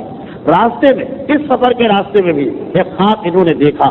خود شہید ثانی یہ نقل فرماتے ہیں کہ میں جا رہا تھا، سفر کر رہا تھا، دوران سفر ایک مقام پر ہم پہنچے، بے انتہا شدید سردی تھی، اتنی سردی کہ سفر کرنے کی ہمت نہ پڑی، اور سوچا کہ آج رات کو آرام کیا جائے۔ یہ سوچ کر، یہ خیال کر کے میں سو گیا۔ خواب کی حالت میں نے دیکھا کہ جیسے میں ایک محفل میں پہنچ گیا ہوں، اور یہ وہ محفل ہے کہ جو محمد ابن یعقوب کلینی کے گھر پر ہے۔ میزبان محمد ابن یعقوب کلینی، ہمارے وہ انتہائی نامور عالم دین اور محدث، جنہوں نے اپنی عمر کے 20 سال فقط احادیث معصومین جمع کرنے میں صرف کیے تھے۔ پوری 1.5 گھنٹے کی تقریر ان کے حالات پر ہے، سلسلے کی پہلی تقریر ان کے گھر میں پہنچا۔ ایک ایسی کتاب لکھی ہے انہوں نے اصول کافی کے نام سے، جس کے لیے بعض علماء کہتے ہیں کہ خود امام کی یہ ہدایت ہے کہ الکاف و کافل للشیعہ، یہ کتاب ہمارے ماننے والوں کے لیے قیامت تک کافی ہے۔ بڑا بلند مقام و مرتبہ ہے محمد ابن یعقوب کلینی کا۔ ان کے گھر میں بیٹھے ایک مرتبہ محمد ابن یعقوب کلینی سے گفتگو ہو رہی، علامہ حلی کی کتاب لینے جا رہے ہیں، مگر ایک اور تحفہ ان کو مل رہا۔ دیکھا کہ محمد ابن یعقوب کلینی کے پاس بیٹھے، انہوں نے تھوڑی دیر گفتگو کی، پھر کہا کہ اے شخص، کیونکہ تیرا مقام بہت بلند ہے اور آل محمد تم سے بہت خوش ہے، اس لیے میں تمہیں ایک تحفہ دینا چاہتا ہوں۔ یہ کہہ کے گھر میں گئے اور اپنی کتاب اصول کافی کا ایک جز، اس کا 1/4 حصہ لے کے آئے اور خواب کی حالت میں شہید ثانی کو دیا۔ شہید ثانی نے اس کو لیا، بوسہ دیا اور کھولا۔ انتہائی بہترین کاغذ ہے، انتہائی بہترین کتابت ہے۔ شہید ثانی کا دل خوش ہو گیا اس کو دیکھ کے، مگر ایک مرتبہ محمد ابن یعقوب کلینی سے یہ کہتے ہیں کہ یہ آپ نے فقط 1/4 کتاب دی، مجھے پوری کتاب دے دیجیے۔ محمد ابن یعقوب کلینی کہتے ہیں کہ افسوس، میری کتاب کے ساتھ لوگوں نے کتنا بڑا ظلم کیا، کس انداز سے اس کتاب کو تباہ کیا گیا۔ لوگوں نے اس میں غلطیاں کی، اپنی ذاتی باتیں ڈال دی، اکثر صفحے کے صفحے غائب کر دیے، نقل تک کرنا لوگوں کو نہیں آئی۔ ظلم ہوا مجھ پر اور میری کتاب کے اوپر، بس فقط 1/4 کتاب میرے پاس ہے، باقی شاید کچھ اور گھر میں ہو، میں تلاش کر کے لاتا ہوں۔ یہ کہہ کے وہ گھر میں داخل ہوئے۔ اب پورا خواب چل رہا ہے۔ شہید ثانی کہتے ہیں کہ میں نے خواب کی حالت میں دیکھا کہ میرے دمشق بھائی زین الدین آئے اسی محفل میں۔ یہ وہی زین الدین ہے جن کا تذکرہ آپ نے شروع میں سنا، کہ جنہوں نے یہ دیکھا تھا کہ شہید ثانی کو ان کے استاد پورا کوزہ بھر کے پلا رہے۔ انہوں نے دیکھا، ایک مرتبہ کہا یہ تمہارے ہاتھ میں کیا ہے؟ کہا کہ یہ کتاب ہے اصول کافی محمد ابن یعقوب کلینی کی۔ انہوں نے اٹھا کے کہا کہ بہت خوبصورت لکھی گئی، لیکن اس کا کچھ حصہ میرے پاس بھی ہے دمشق میں۔ میں نے پوچھا کتنا؟ تو کہا کہ اس کا 3/4 حصہ میرے پاس ہے، شروع کا 1/4 حصہ غائب ہے۔ ایسا ہی کاغذ ہے، ایسی ہی کتابت ہے، ایسی ہی تحریر ہے۔ میں نے سنا، ایک مرتبہ ان سے کہا کہ جاؤ اور اس کو لے کے آؤ۔ وہ باہر نکلے، وہ چلے گئے۔ اب خواب کی بات ہے، تھوڑی دیر بعد دیکھا کہ محمد ابن یعقوب کلینی اپنے کمرے سے نکل کے آئے، کچھ اوراق ان کے ہاتھ میں تھے، انتہائی بھدے، انتہائی خراب کتابت، انتہائی خراب کاغذ، لا کے سامنے رکھا، کہا کہ بس یہ مل سکا، دیکھو کتنا بڑا ظلم مجھ پر کیا گیا، میں اب تک اس کی تکلیف محسوس کرتا ہوں۔ شہید ثانی نے کہا کہ آپ کو مبارک، بالکل اسی انداز سے اس کا 3/4 حصہ اور موجود ہے میرے ایک دوست کے پاس، میرے ایک ساتھی کے پاس، اور یہ اس کے ساتھ مل کر پوری کتاب ہو جائے گی۔ روایت میں یہ ہے کہ محمد ابن یعقوب کلینی نے سنا، ایک مرتبہ ہاتھوں کو بلند کیا اور میرے اس بھائی کے حق میں دعا کی اور کہا کہ آج اتنے سالوں کے بعد تم نے مجھے سکون نصیب کیا ہے، تمہاری وجہ سے مجھے آرام ہے، اب تمہاری ذمہ داری ہے کہ اس کتاب کو بچاؤ اور جاہل لوگوں کے ہاتھ میں نہ پہنچنے دو، جو نقل کرنے کی یعنی کتاب سے دوسری کتاب جب لکھی جاتی ہے تو اس کی بھی تمیز نہیں اور پوری حدیثیں بدل لیتے ہیں۔ شہید کہتے ہیں میری آنکھ کھل گئی اور اس کے بعد میں اپنے سفر پہ چلا۔ اب دمشق جب یہ پہنچے تو علامہ کی کتاب بعد میں تھی، پہلے محمد ابن یعقوب کلینی کی تکلیف کا خیال تھا کہ وہ مرد مومن آج اپنی وفات کے بعد بھی تکلیف کی حالت میں ہے، اور کیوں نہ ہوگا، اس نے 20 سال تک اپنے گھر کی شکل نہیں دیکھی، فقط احادیث جمع کرنے کے لیے لگا رہا۔ اس کی کتاب پر جب ظلم ہوگا تو یقیناً ان کو احساس ہوگا۔ ایک عالم، ایک کتاب لکھنے والے کو کتنی تکلیف ہوتی ہے اگر اس کتاب کو غلط لکھا جائے، یہ آپ آئندہ تقریر میں اور تفصیل سے سنیں گے۔ نصیر الدین طوسی کا واقعہ، ان کے ساتھ کتنا بڑا ظلم ہوا تھا، تب صحیح احساس ہوگا آپ کو۔ خیر پہنچی اپنے بھائی کے پاس جو ان کے رشتے کے بھائی ہیں، اور جا کر ایک مرتبہ کہا کیا تمہارے پاس اصول کافی نامی کتاب ہے؟ انہوں نے کہا ہاں ہے تو، مگر مکمل نہیں ہے، اس کا 1/4 حصہ غائب ہے۔ کہا کہ جاؤ اسے لے کر آؤ۔ لے کر آئے تو دیکھا کہ بالکل اسی صفحے سے شروع ہو رہی ہے کہ جہاں تک کے صفحات محمد ابن یعقوب کلینی خواب میں انہیں بتا کر گئے تھے۔ اب ایک مرتبہ پورا خواب سنایا اور کہا ہم اس کتاب کو مکمل جمع کریں گے۔ پھر 1/4 بھی ملا اور اسے جمع کر کے شہید ثانی نے اس کا صحیح نسخہ ہم تک اور آپ تک پہنچایا۔ خیر یہ تو ایک ضمنی کام نکل آیا تھا۔ اب پہنچے اس دمشق میں اور پہنچنے کے بعد اس عالم سے دوستی پیدا کی، علمی نشستیں ہو رہی ہیں، مسائل پر گفتگو ہو رہی ہے، تقیے کی حالت ہے، اپنے ایمان کو چھپائے ہوئے ہیں۔ جب بہت گہری دوستی ہو گئی تو ایک مرتبہ کہا کہ اے شخص اب میں وطن جانا چاہتا ہوں، اب میں اپنے شہر واپس جا رہا ہوں، تھوڑے دنوں کے لیے دمشق میں آیا تھا۔ اس نے گھبرا کے کہا کہ تمہاری جدائی ہو رہی، تم جا رہے ہو؟ کہا کہ ہاں جا رہا ہوں۔ وہ آدمی کہتا ہے جیسا کہ دستور ہے اسلام کا بھی کہ جب تم جا رہے ہو تو میرا دل چاہتا ہے تمہیں تحفہ دوں، بتاؤ تم کیا تحفہ لینا چاہتے ہو؟ کہا کہ میں کتاب تمہارے کتب خانے سے لینا چاہتا ہوں۔ اب اگر کتاب کا نام بتا دیں تو وہ فوراً انکار کرے گا۔ اس نے کہا کون سی کتاب؟ کہا جو سی بھی کتاب۔ وہ ان کو لے کے اندر گیا، کہا یہ ساری کتابیں رکھی ہیں، جو کتاب تمہارا دل چاہے لے لو۔ اب تاریخ کا فقرہ ہے کہ اس کے کتب خانے میں تقریباً 10,000 کتابیں تھیں۔ دمشق کا سب سے بڑا کتب خانہ تھا، یہاں سے وہاں تک الماریاں ہیں، چاروں طرف الماریاں ہیں، کئی منزلہ الماریاں ہیں، سینکڑوں کتابیں اس کے اندر ہیں۔ اور علامہ ہلی کی کتاب کہاں پر ہے کون بتا سکتا ہے، لیکن مورخین کا اتفاق ہے کہ شہید ثانی آگے بڑھے، ان ہزاروں کتابوں میں سے جا کر ایک کتاب پہ ہاتھ رکھا، اسے اٹھا کے واپس لائے، اور جب کھول کے دیکھا گیا تو پتا چلا کہ یہ علامہ ہلی ہی کی گمشدہ کتاب ہے۔ یہ بھی کرامت ہے، ان ہزاروں اور سینکڑوں کتابوں کے اندر جانا اور آگے بڑھ کر بغیر دیکھے ہوئے جس کتاب کو ہاتھ لگانا، اسی کتاب کا وہ کتاب نکلنا کہ جن کی انہیں بلکہ تمام دنیا شیعت کو تلاش تھی۔ یہ خود شہید ثانی کا ایجاد اور ان کی ایک کرامت ہے۔ واقعات تو شہید ثانی کے بے انتہا ہے، لیکن وقت جو کہ بہت تیزی سے گزر رہا ہے اور مجھے اپنا موضوع مکمل کرنا ہے، اس مقام پر میں یہ ایک بات بھی بتاتا جاؤں کہ شہید ثانی کا علم اپنے مقام پر، لیکن ساتھ ساتھ شہید ثانی کے بارے میں یہ کہا جاتا کہ یہ ہمارے ان علماء میں سے ایک ہے۔ آپ کے علم میں ہوگا کہ ہمارے مورخین نے علماء کے جو حالات لکھے ہیں تو مختلف انداز سے، شہید ہونے والے علماء ان کے حالات الگ ہیں، مجدد علماء ان کے حالات الگ ہیں، نجف میں دفن ہونے والے علماء ان کے حالات الگ ہیں، امام کی نسل سے تعلق رکھنے والے علماء ان کے حالات الگ ہیں۔ ایسی ایک فہرست ہمارے پاس ہے، وہ علماء جنہوں نے تمام زندگی کوئی مباح کام تک نہیں کیا تھا، حرام اور مکروہ تو بہت دور کی چیز ہے، ان کی زندگی گزری یا واجب میں یا مستحب میں۔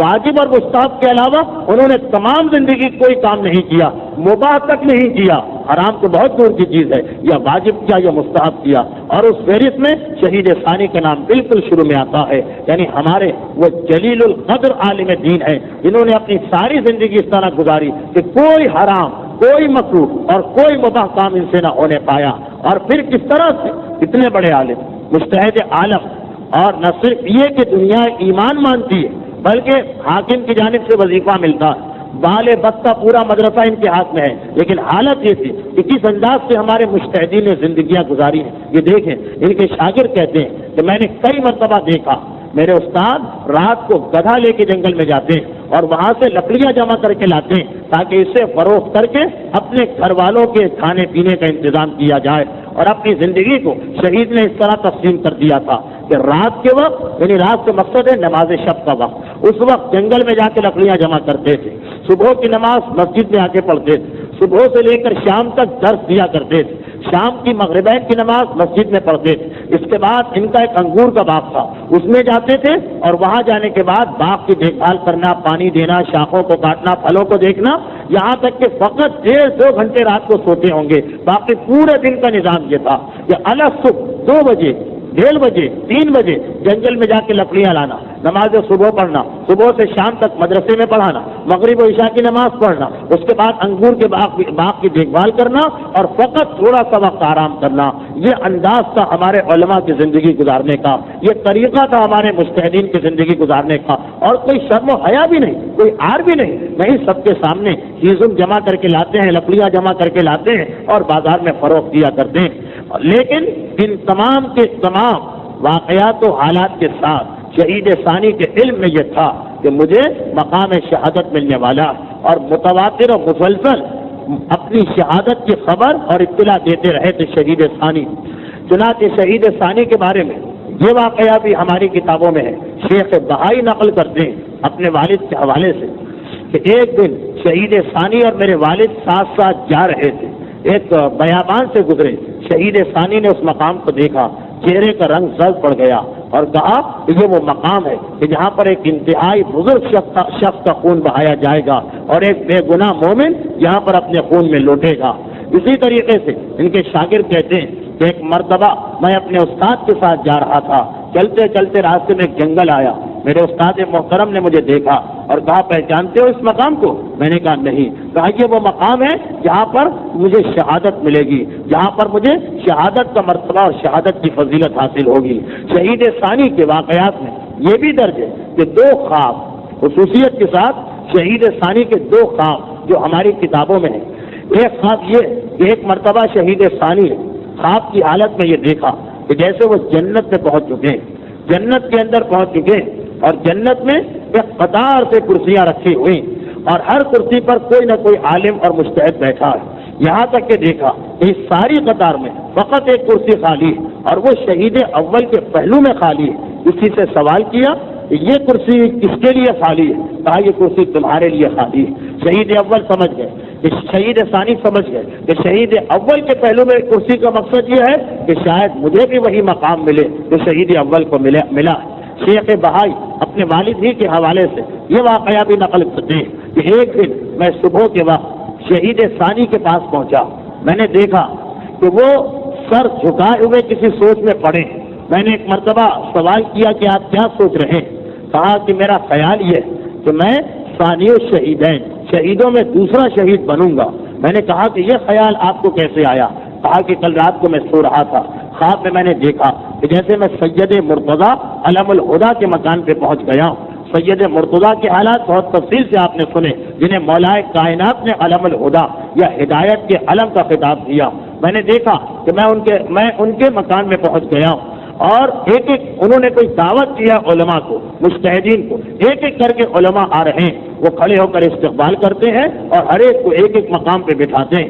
جب میں پہنچا تو بڑے احترام کے ساتھ کھڑے ہوئے، تعظیم و تکریم کر کے لے چلے اور سیدھا مجھے لے جا کے شہید اول کے پہلو میں بٹھا دیا، جس سے میرا اندازہ یہ ہے کہ غالباً انا ثانی الشہیدین، میں 2 شہیدوں میں سے دوسرا شہید ہونے والا ہوں. تو شہید ثانی کے یہ خواب، شہید ثانی کا بار بار اپنی شہادت کی خبر دینا، یہ بتاتا ہے کہ وہ تیار تھے اور وہ انتظار کر رہے تھے شہادت کا، تقیے کی حالت میں زندگی گزار رہے تھے. لیکن جیسا کہ میں نے کہا کہ آخر وہ وقت آیا کہ لوگوں کو ان کے بارے میں معلوم ہو گیا. سن 965 یا 966 ہجری کا زمانہ تھا. شہید ثانی علم کے آخری مقام پر پہنچ چکے ہیں. اب انہوں نے اپنی زندگی کا آخری کام شروع کیا، یعنی شہید اول کی کتاب لما فقہ کی ایک کتاب ہے جو شہید اول نے لکھی ہے، اس کی شرح لکھنا شروع کی. یہی شرح لما آج تک تمام دینی مدرسوں میں داخل ہے، جس کی تفصیل میں نے آج کی گفتگو کے شروع میں بیان کی۔ کیونکہ اب گفتگو کا آخری مرحلہ آ گیا، اس لیے تفصیل میں نہیں جا سکتا۔ شرح لمع لکھنا شروع کی اور 6 مہینے اور 6 دن میں یہ کتاب لکھی ہے شہید ثانی نے، جس کے بارے میں سب علماء متفق ہیں، ہر دینی مدرسے میں پڑھائی جاتی ہے، ہر ایک کو معلوم ہے کہ کوئی 2 سال میں اسے پڑھ نہیں سکتا ہے، لکھنا تو بہت دور کی چیز ہے۔ آج تک 900 ہجری سے لے کر 1400 ہجری تک 500 سال سے یہ کتاب، 450 سال سے یہ کتاب دینی مدارس میں داخل ہے، لیکن 2 سال سے کم مدت میں کوئی اس کو پڑھ نہیں سکتا ہے، وجہ یہ کہ 6 مہینے میں لکھنا، ورنہ عام طور پر 3 سے 4 سال فقط اس کو پڑھنے میں لگتے ہیں، اور 6 مہینے اور 6 دن میں شہید ثانی نے اس کتاب کو تحریر کیا، اور اس کے بعد ان کا علمی مقام اور مرتبہ۔ اب شہادت کے بارے میں ہمارے یہاں 3 مختلف تاریخی روایتیں، ایک یہ کہ ان کا علمی مقام اور مرتبہ جب زیادہ ہو گیا، جب بڑھ گیا، تو جیسا کہ ہر دور کا دستور ہے، ان کے خلاف لوگوں کے دلوں میں خصوصیت سے اس زمانے کے جو عام علماء سے، محبان اہل بیت سے ہٹ کر عام علماء سے، ان کے دلوں میں حسد کی آگ بھڑکنے لگی۔ چنانچہ انہوں نے جا کر حاکم وقت کے پاس، خلیفہ وقت کے پاس شکایت کر دی کہ یہ ایک شخص ایسا آیا کہ جو آپ کی حکومت کے لیے خطرہ ہے، ایک نئے دین کی تعلیم دے رہا ہے۔ حاکم نے 7 آدمیوں کو بھیجا تو وہ جا کے انہیں گرفتار کر کے لائے۔ ایک روایت میں یہ کہ ایک مرتبہ 2 آدمی ان کے پاس آئے اور آنے کے بعد کہا کہ ہم میں آپس میں اختلاف ہے، آپ ہمارے بارے میں فیصلہ کریں کون حق پر ہے کون ناحق پر۔ یہ تو آپ کے علم میں ہوگا کہ مجتہد کا کام فقط فتویٰ دینا نہیں ہے، مجتہد کا کام فیصلہ کرنا بھی ہے، کورٹ چلانا، عدالت چلانا سوائے مجتہد کے اور کسی کا کام نہیں۔ چنانچہ حکم یہ صاحبان ایمان اگر آپس میں کبھی کوئی اختلاف کریں تو وہ فوراً حاکم شرع کے پاس جائیں، جو مجتہد ہے، کسی اور کے پاس نہیں جا سکتے۔ تو دونوں پہنچے، شہید نے مقدمہ سنا اور شریعت کے مطابق فیصلہ کر دیا کہ تم جو ہو حق پر ہو اور تم باطل ہو۔ جس کے خلاف فیصلہ کیا، ایک مرتبہ وہ غصے کی حالت میں سیدھا قاضی سیدہ کے پاس چلا گیا، جو پورے شام کے علاقے کا قاضی تھا، اور وہاں جا کے بتایا کہ اس قسم کا وہ آدمی ہے اور تم قاضی ہو، مگر تمہارے مقابلے میں وہ خود عدالت لگاتا ہے اور فیصلہ کرتا ہے، دیکھو میرے خلاف اس نے فیصلہ دیا۔ قاضی نے سنا، فوراً سپاہی بھیجے تاکہ انہیں گرفتار کیا جائے۔ شہید ثانی کو اطلاع مل چکی تھی، چنانچہ یہ فوراً اپنے شہر سے نکلے، اور دشمنوں کا خوف تھا، اس لیے اونٹ پر محمل میں جس پہ پردہ پڑا تھا اس میں بیٹھ کے سیدھے چلے حج کے ارادے سے کہ مکے کی سرزمین محفوظ سرزمین ہے، وہاں جا کے میں اپنے دن اور رات گزاروں گا۔ قاضی کے آدمی آئے، چاروں طرف تلاش کیا، شہر والوں سے پوچھا، انہوں نے کہا وہ تو حج کرنے جا چکے ہیں۔ اب قاضی مجبور ہو گیا، اس لیے کہ اس کا علاقہ شام کا علاقہ تھا اور مکہ آتا تھا حجاز کے علاقے میں، وہاں تک اس کی رسائی نہیں تھی، وہاں پر اس کی پولیس نہیں جا سکتی تھی۔ اس نے فوراً وزیر اعظم کو، جس کا نام رستم پاشا تھا، خط لکھا کہ یہ ایک اس قسم کا آدمی ہے کہ جس نے اس علاقے میں ایک نئے دین کی تبلیغ کرنا شروع کی ہے، اس کے خطرے کو فوراً روکا جائے ورنہ حکومت کے لیے پریشانی ہو جائے گی۔ رستم پاشا نے سلطان تک یہ خبر پہنچائی، سلطان نے ایک انتہائی ظالم و سنگل آدمی کو مقرر کیا، فوجی دستہ دے کر کہ جاؤ اور جہاں پر اسے پاؤ فوراً گرفتار کر کے لے آؤ۔ چنانچہ وہ فوجی دستہ لے کے چلا، شہر والوں کے پاس پہنچا، معلوم ہوا وہ مکے گئے ہوں گے، مکے کے راستے پہ چلا، راستے میں مکے کے قریب شہید ثانی کو اس نے تلاش کر لیا اور ان کے محمل میں داخل ہو گیا۔ شہید ثانی نے کہا کہ میں تیار ہوں ہر چیز کا سامنا کرنے کے لیے، لیکن فقط یہ چاہتا ہوں حج کا زمانہ قریب آ چکا ہے، مجھے حج کرنے دیا جائے، حج کرنے کے بعد جو تمہارا دل چاہے تم کرنا۔ وہ بھی راضی ہو گیا، شہید ثانی گئے، حج انجام دیا، اور حج کو انجام دینے کے بعد یہ آدمی شہید ثانی کو لے کے چلا۔ یہ 2 روایتیں ہوئی۔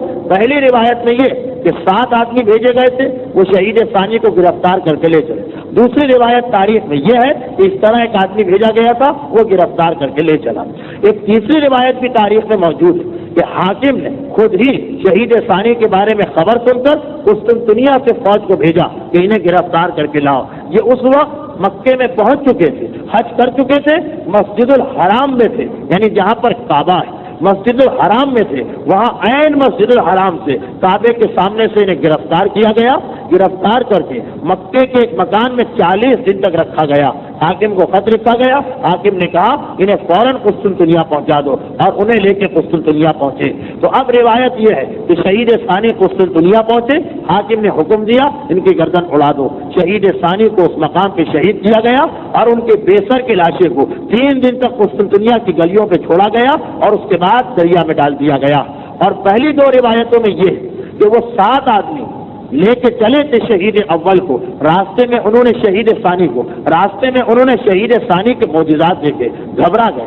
اگر یہ حاکم کے پاس پہنچ گئے، اگر حاکم کی ان سے ملاقات ہو گئی تو اس کے بعد یہ معجزات ایسے ہیں، یہ کرامتیں ایسے ہیں کہ حاکم جو ہے وہ ان سے متاثر ہو جائے گا، ہم نے ان کی بڑی توہین کی ہے، ان کو گرفتار کیا، راستے میں تکلیف پہنچائی، ایسا نہ ہو کہ ہمیں حاکم سزا دے ان کے کہنے پر، ان کو حاکم کے پاس پہنچنے ہی نہ دو۔ چنانچہ راستے ہی میں انہیں شہید کیا اور ان کے سر کو کاٹ کے حاکم کے پاس پہنچایا۔ اور یہی روایت یعنی آخری ٹکڑا جو ہے، یہی ٹکڑا اس روایت میں بھی ہے کہ وہ جو ہے کہ قاضی نے چغلی کھا کر انہیں گرفتار کروایا اور مکے سے ان کو گرفتار کر کے لے چلے، اس میں بھی یہ کہ جب وہ سنگدل آدمی انہیں گرفتار کر کے لے جا رہا تھا تو راستے میں اس کے ایک دوست نے کہا کہ کیوں اپنی جان کے گاہک بنے ہو، اگر یہ حاکم سے مل گئے، حاکم ان سے متاثر ہو گیا، تم تو مفت میں مارے جاؤ گے، اس لیے انہیں وہاں پہنچنے ہی نہ دو، انہیں یہیں پر اسی ویرانے میں شہید کر دو، قتل کر دو۔ چنانچہ اس نے قتل کیا اور ان کا کٹا ہوا سر لے کر قسطنطنیہ کے اندر پہنچا۔ اب تیسری روایت میں تو یہ ہے کہ حاکم کے حکم سے شہید کیا گیا اور ان کی لاشیں کو دریا میں ڈال دیا گیا۔ پہلی 2 روایتوں میں ہے کہ حاکم نے گرفتاری کے لیے بھیجا تھا، اس کے آدمی سر کاٹ کے آ گئے۔ اسی دربار میں، حاکم کے دربار میں ایک مومن بھی تھا جس کا نام تھا سید عبد الرحیم عباسی، یہ اپنے ایمان کو چھپائے ہوئے تھا، حاکم کی جانب سے وزارت داخلہ کا وزیر تھا، وزیر داخلہ تھا۔ جب اس کو یہ اطلاع ملی تو سوچا کہ ان قاتلوں سے انتقام لینا چاہیے، اپنا استعفیٰ لے جا کے سلطان کو دے دیا۔ اس نے گھبرا کے کہا آپ کہاں جا رہے ہیں استعفیٰ دے کر؟ اب آپ کی ملازمت کرنے کو دل نہیں چاہتا۔ آپ کے ملازموں کی ہمت اتنی بڑھ گئی کہ علل اعلان آپ کے حکم کی مخالفت کرنے لگے۔ آپ نے ان آدمیوں سے کہا تھا گرفتار کر کے لاؤ، یہ گرفتار کرنے کے بجائے اس کو قتل کر کے سر لے کر آ رہے ہیں، آپ کے حکم کے خلاف ورزی ہوئی ہے، میں بھلا ایسے مقام پر کیسے ٹھہر سکتا ہوں؟ اب جو حاکم کو توجہ دلائی وہ چونکا، کہا کہ واقعی یہ تو غلط ہوا ہے، ان کو کیا سزا دی جائے؟ کہا انہیں میرے حوالے کیجیے۔ چنانچہ شہید ثانی کے قاتل ان کے حوالے کیے گئے، اور تاریخ میں یہ ہے کہ انہوں نے انہیں آگ میں ڈال کر اور آگ میں جلا کر ان سے قصاص لیا اور بدلہ لیا، لیکن وہاں تو وہ مظلوم شہید ہو گیا، وہاں تو وہ مظلوم مارا گیا۔ اب روایت یہ ہے، سید نعمت اللہ جزائری جیسے محدث نے لکھا ہے کہ ان کا بے گور و کفن لاشا پڑا ہوا ہے جنگل کے اندر، کہ اتنے میں ادھر سے کچھ کسان گزرے، رات کا وقت ہے، اندھیری رات ہے، دیر ہو چکی ہے، اپنے گھروں میں پہنچنے کی جلدی ہے، تیزی سے چلے جا رہے ہیں، اتنے میں نگاہ پڑی، آسمان سے لے کر زمین تک ایک نور ہی نور انہیں نظر آ رہا تھا۔ گھبرا کے دیکھا یہ نور کہاں سے بلند ہو رہا ہے، قریب آئے نور کے تو یہ دیکھا کہ ایک بے سر کا لاشا جنگل کی زمین پر پڑا ہے، اور یہ نور اس سے زمین سے لے کر آسمان تک جا رہا ہے۔ پہچانتے نہ تھے، مگر اس نور کو دیکھ کر یقین ہو گیا کہ یقیناً کوئی خاصان خدا میں سے کوئی ہے۔ چنانچہ بڑے احترام اور عزت کے ساتھ وہیں پہ قبر تیار کر کے شہید ثانی کو دفن کیا۔ سید نعمت اللہ جزائری یہاں تک تحریر فرماتے ہیں کہ جب شہید ثانی کا سر کاٹا گیا تو ان کے جسم سے نکلنے والے خون نے جہاں جہاں خون کا قطرہ گرا زمین پر اللہ اللہ اللہ کا لفظ لکھ دیا۔ ان کے جتنے قطرے زمین پر گرے ہر ایک سے لفظ اللہ نظر آیا۔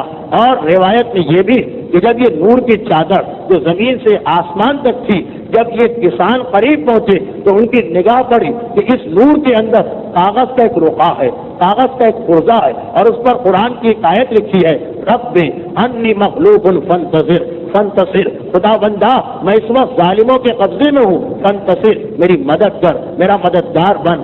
اور پھر یہ کسان کہتے ہیں کہ اس رقعے کو ہم نے دیکھا، جب گھوم کے دوسری جانب آئے تو دیکھا کہ اس کے پیچھے جواب لکھا ہوا ہے، اور یہ ایک آیت ہے، ان کنت عبدی فاصطبر، اے شخص اگر تو میرا بندہ ہے تو مظالم پر صبر کر، ہم تیرا انتقام لیں گے۔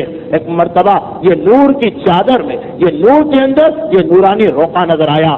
اور اس کے بعد روایتوں میں یہ ہے کہ اگرچہ شہید تو بہت ہوئے مگر شہید ثانی وہ شہید تھے کہ جن کی شہادت کے بعد واقعاً عذاب بھی آیا اہل استنبول پر۔ اور روایت یہ ہے کہ جیسے ہی ان کی شہادت ہوئی اس کے اگلے دن بارش ہوئی، اور اتنی شدید بارش کبھی استنبول کی تاریخ میں نہ ہوئی تھی، اور اس کے بعد دریا میں سیلاب آیا، ایسا سیلاب کہ آدھا شہر اس کے اندر غرق ہو گیا۔ لیکن یہ تو فقط وہ دنیاوی انتقام ہے جو ایک مومن راہ خدا کی شہادت پر لیا گیا، اور آخرت کا انتقام تو یقیناً ان تمام لوگوں کے لیے حاضر ہے۔